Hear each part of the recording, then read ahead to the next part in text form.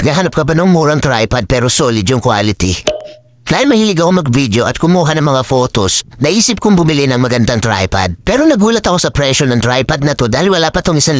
Karamihan kasi ng mga tripod na nakikita ko na ganitong klase ay lumalagpas ng 1,000 pesos. Kita nyo naman yung itsura niya mga tol. Hindi ako nagkamali sa tripod na to dahil kung ano yung nakikita ko sa video, yun din yung nakita ko sa personal. Pwede itong gamitin sa DSLR camera or sa cellphone mo. Dahil meron na nga itong kasamang phone holder. Cellphone nga lang pala ang gagamitin ko ngayon sa pictorial. Dali nga lang pala siyang ikabit dahil natatanggal nga pala ang plate nito para maiikot mo ng maayos yung phone holder. Aluminum alloy nga pala ang ginamit na material dito kaya matibay. Pwede mo i-adjust yung height para hindi ka masyadong nakayuko. Isa nga pala to sa mga features na nagustuhan ko sa tripod na to. Diba nakaka-pro yung datingan? Sino mag-aakala na wala pa tong 500 pesos? May kasama nga pala tong pan-level para malaman mo kung pantay-tayo ng tripod mo. Kung naka-landscape naman at gusto mong portrait yung kuha, pwede mo luwagad yung lock nito. Meron nga pala siyang sponge grip para kung sakali matagal mo siyang bitbit hindi sasakit yung kamay mo. Pati mga flip buckle nito mo matitibay naman sila at mahigpit siyang kumapit. Meron nga pala tong rubber sa dulo ng stand at gumagalaw to para makapag-adjust siya dun sa level ng sahig. Meron din siyang gravity hook sa ilalim. At ang pinaka-favorite feature na nagustuhan ko dito ay itong Bluetooth shutter. I-on mo lang yung shutter, then i-prepare mo siya sa cellphone. Tapos, pwede ka nang kumuha ng mga pictures. Meron nga pala kayong options dito kung gusto nyong may shutter siya or yung tripod lang mismo. Kung kailangan mo nito, wag ka na magdalawang isip pa. Ito na yung sign para bumili ka na. Kung gusto natin maganda yung kuha ng pictures or maganda yung kuha ng mga video natin,